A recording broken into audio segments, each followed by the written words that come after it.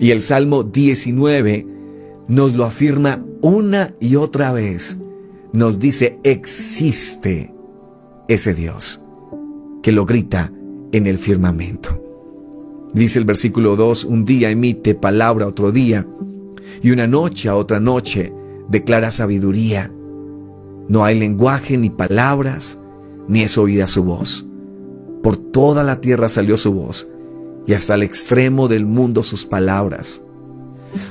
En ellos puso tabernáculo para el sol, y en este como esposo que sale de su tálamo, se alegra cual gigante para correr el camino. Está hablando del recorrido también que el universo tiene, que la tierra tiene, que el sol tiene.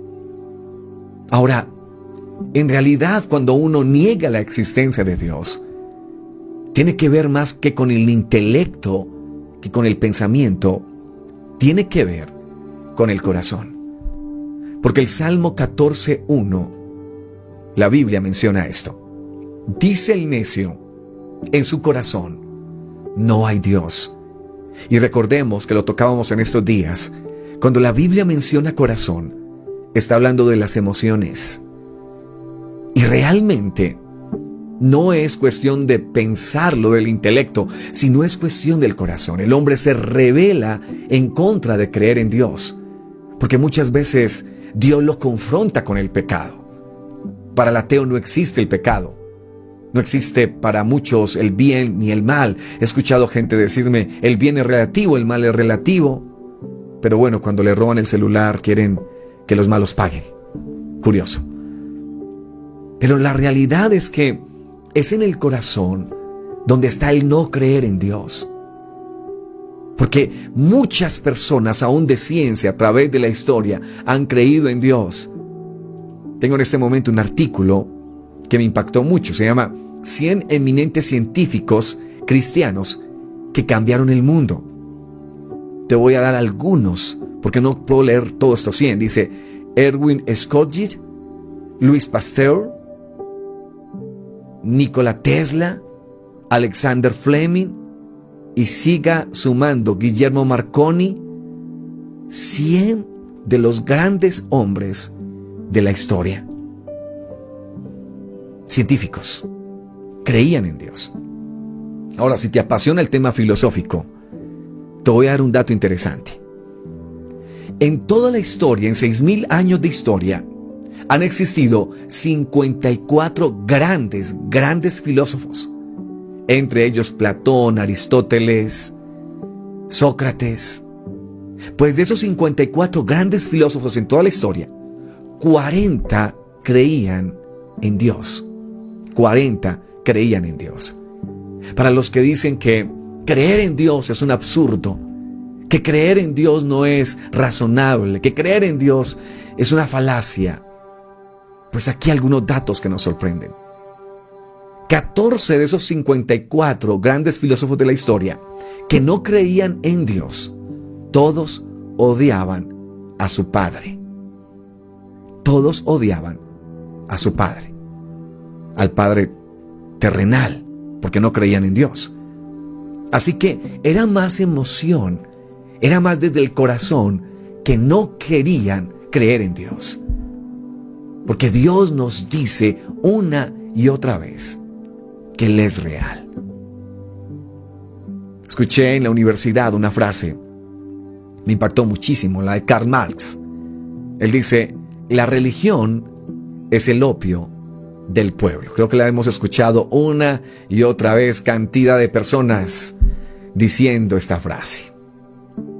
Y hay jóvenes que se me acercan, me dicen, oye, ¿tú sabes cuánta gente han matado por la guerra de religión? Y es real, es real. Han muerto muchas personas. Te voy a dar un dato exacto. En 6,000 años registrados de la historia de la humanidad, 3 millones de personas han muerto por causa de las guerras religiosas. Estoy hablando de 3 millones de personas que tienen que ver con la guerra entre los hinduistas, los musulmanes, todo lo que tiene que ver con religiones. Pero escúchame los ateos, ¿cuánta gente han matado? Te voy a colocar solamente 2 de ellos. Hitler y Stalin que no creían en Dios, mataron 57 millones. Estamos hablando de tan solo unos años. Comience a sumarle eso, todo el ateísmo y todo lo que ha traído. Así que cuando me dicen a mí, la religión ha traído guerra, yo no, espérate, el ateísmo ha traído más. Y si bien es triste que hayan muerto 3 millones de personas por guerras religiosas, el ateísmo es peor. 57 millones son responsables, tan solo Hitler y Stalin. Ahora súmele a los que asesinaron con el pensamiento de Karl Marx, de Nietzsche, de Darwin, y te llevarás una gran sorpresa. Dios, la existencia de Dios. ¿Cómo saber que Dios es real? Lo primero, los cielos cuentan la grandeza de Dios. Lo segundo, la veracidad de ese libro llamado Biblia. Esta me la regalaron hace poco, es una Biblia de estudio de Scofield. Hermoso el estudio bíblico que he podido hacer con él. Pero esta Biblia nos muestra a un Dios. Desde el primer versículo nos menciona ese Dios. Y da por hecho. Ahora, alguien me estará diciendo, bueno, hermano Wilson, el papel puede con todo. Pero espérate, no estamos hablando de cualquier papel. Y no estamos hablando de cualquier libro. Estamos hablando del libro de los libros, del bestseller en todos los tiempos.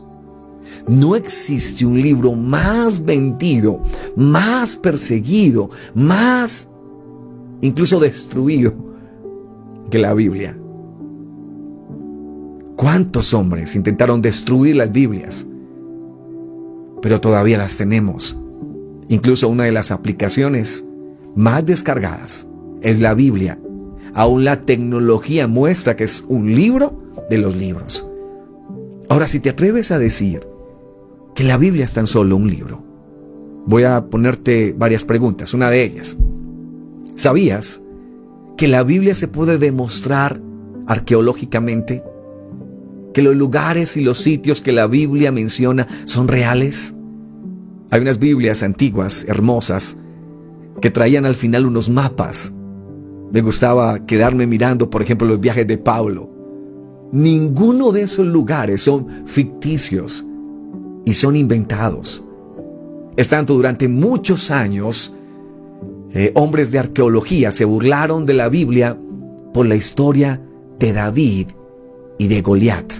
En especial por la historia de David, porque sabemos que Goliat fue derribado y muerto.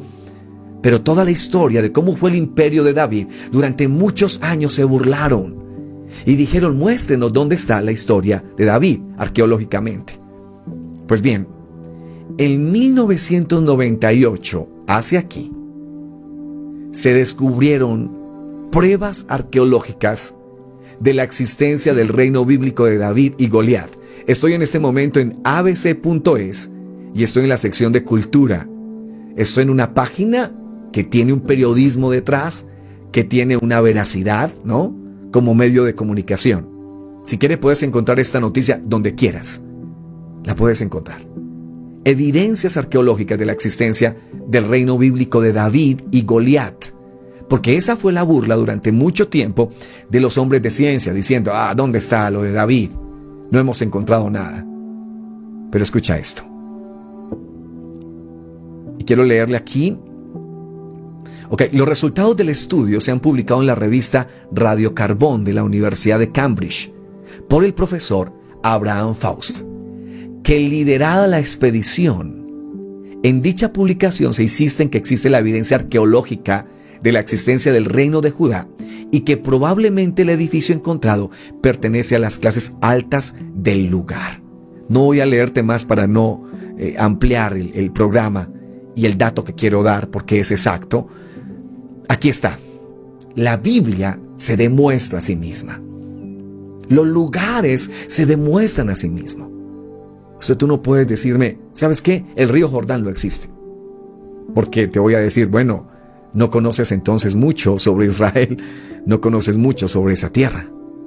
No me puedes decir, no existe el Mar Rojo o no existe Egipto. Todos los lugares que este libro menciona no son inventados, no son parte de la imaginación de alguien. Es de sitios reales que se confirman a través de la arqueología. Estoy hablando de por qué creo en Dios.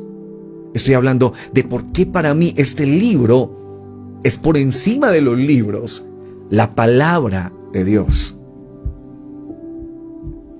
Incluso la misma Biblia se demuestra científicamente. Si una persona que cree en la ciencia se atreve a decir que la Biblia no tiene ciencia, no es un libro, claro está, de ciencia, pero que no hay bases científicas, se equivoca. La Biblia nos habla, por ejemplo, de que la tierra está colgada sobre la nada. ¿Y sabe cómo se le llama a la nada? El espacio. No hay nada, el vacío. Y la Biblia dice que cuelga la tierra sobre la nada. En Job menciona. Pero la Biblia nos sigue hablando sobre tantas cosas. Aún las cuarentenas que están tan de moda en este tiempo, las inventó Dios. Las inventó en Levítico. Ojalá que te leas el libro de Levítico para que te emociones al darte cuenta de todo lo que tenían que hacer aquellas personas que tocaban un animal inmundo, que tocaban un cuerpo muerto. Tenían que aislarse y guardar cuarentena. ¿Por qué Dios hizo esto? Porque en ese tiempo no había microscopios. No podían ver las bacterias. Ni siquiera esa palabra la conocían. Pero Dios sabe todas las cosas. Y Dios nos demuestra, aún a través de su palabra, que Él es Dios. Y que científicamente podemos ver la Biblia y decir, lo que dice allí es real. Ahora, la Biblia nos habla de un personaje. De un personaje que se llama Jesús de Nazaret. Y no es cualquier personaje. Es el personaje más famoso de toda la historia, el más importante. ¿Sabías algo? La fama de muchos personajes de ahora van a pasar. Cristiano Ronaldo y Messi en algún momento se van a olvidar de ellos. Los van a recordar como buenos jugadores, sí. Pero escúchame, hace más de 2020 años que Jesús murió. Y todavía sigue siendo el personaje más famoso. Porque a esta hora existen miles de millones de personas en toda la historia. Personas que existieron y los que existen ahora. Que creen en Él. Que viven para Él. Son esos que dicen que todavía está vivo. Y le hacen culto a Él. Y cuando lo adoran, sienten en su corazón paz, gozo, regocijo. Ahora imagínese eso. Estamos siguiendo al personaje que dividió la historia en dos. Personalmente creo con todo mi corazón que ese personaje, Jesucristo, es Dios sobre todas las cosas. Porque nadie puede hacer lo que Él hizo. Las enseñanzas de Él marcaron la historia. Dejaron allí grabado algo diferente. En ese tiempo, cuando se decía ojo por ojo y diente por diente, la ley de Talión, Jesús viene y dice todo lo contrario.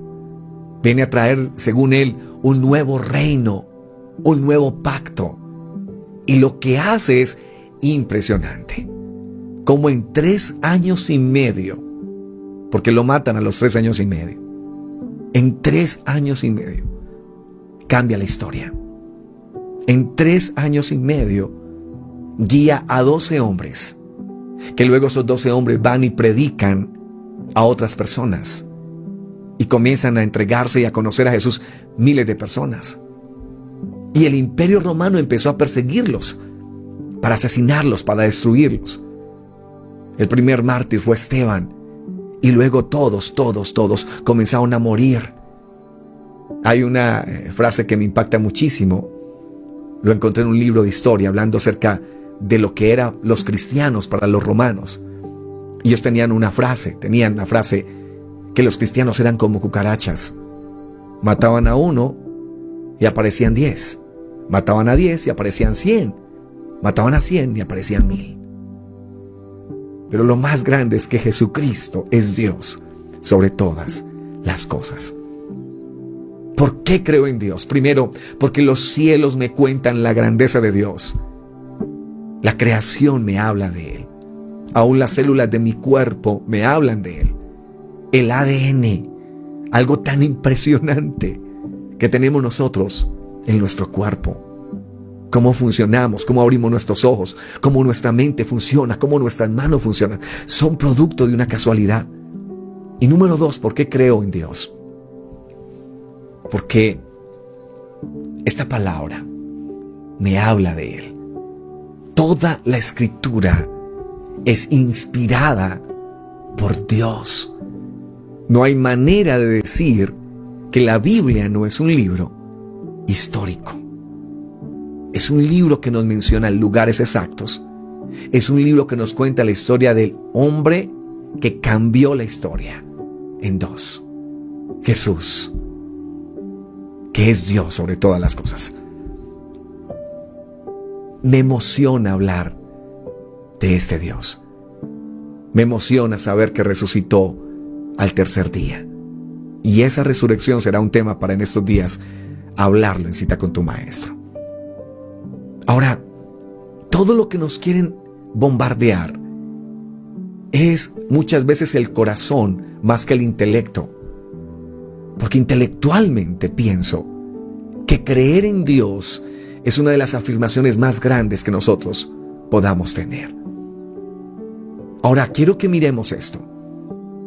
No solamente por la veracidad de la Biblia, sino por la historia de un pueblo llamado el pueblo de Israel. ¿Sabías una cosa? ¿Sabías que el centro del mundo en realidad no es Nueva York?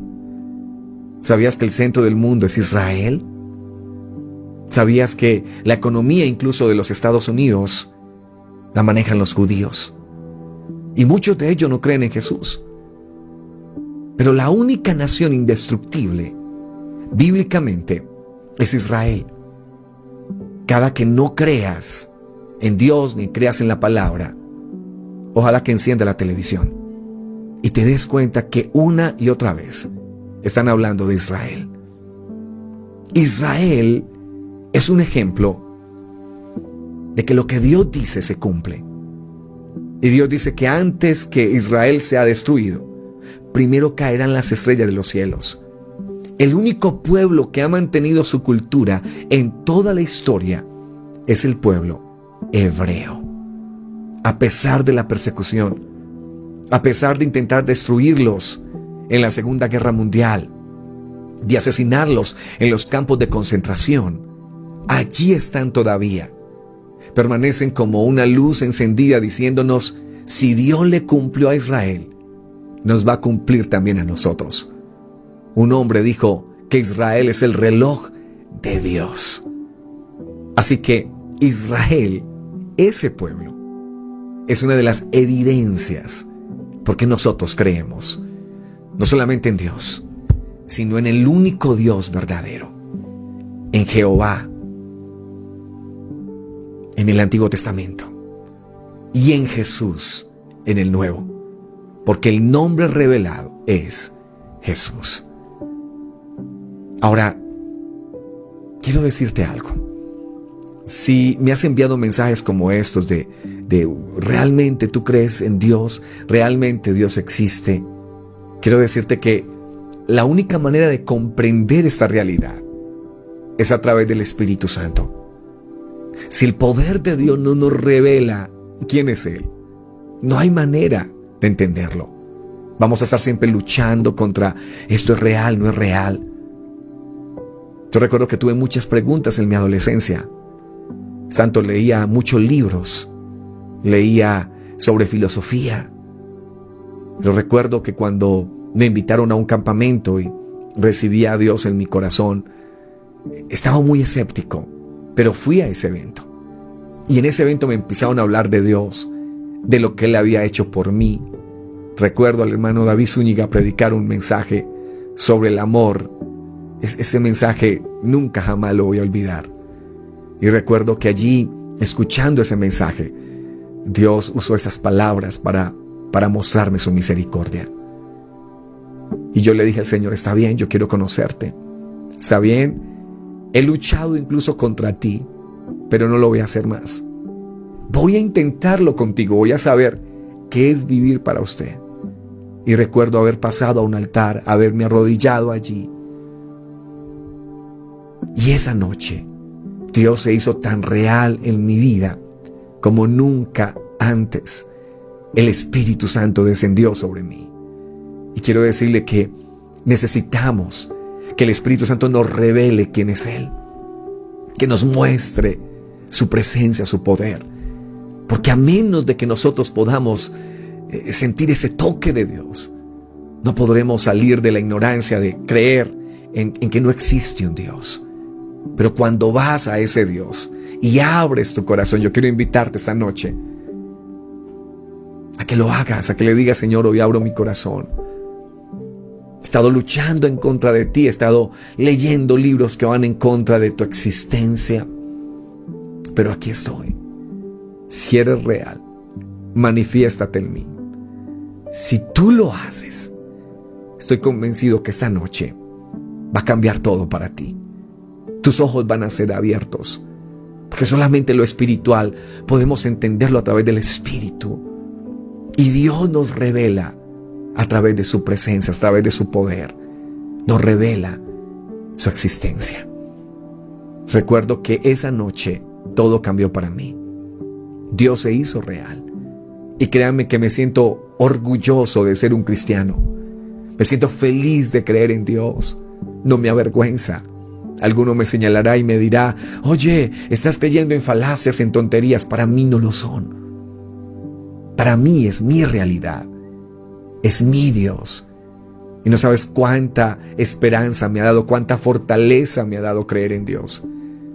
Escuché a un predicador decir lo siguiente: si cuando muera me doy cuenta que no existió Dios y que en realidad no existe el cielo, igual seguiría creyendo en Dios por todas las cosas que he recibido en vida. Esas palabras me impactaron muchísimo. Dios me ha dado esperanza. Dígame, en un mundo de desesperanza, ¿quién más te puede decir que en Dios puedes esperar?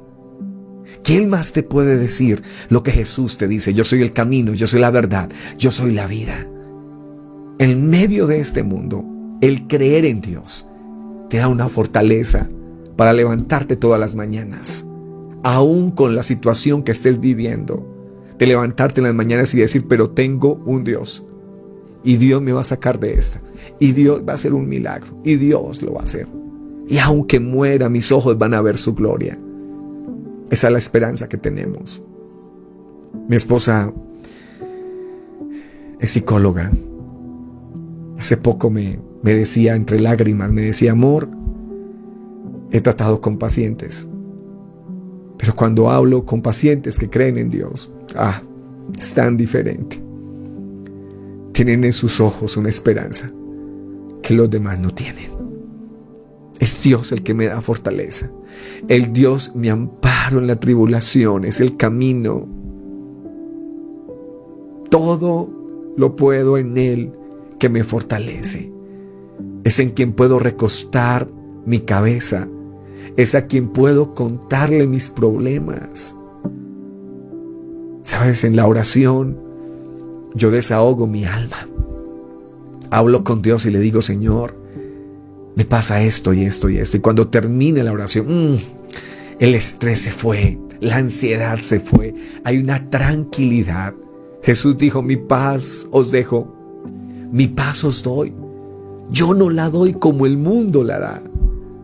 El mundo puede dar una paz momentánea, una paz a través de pastillas.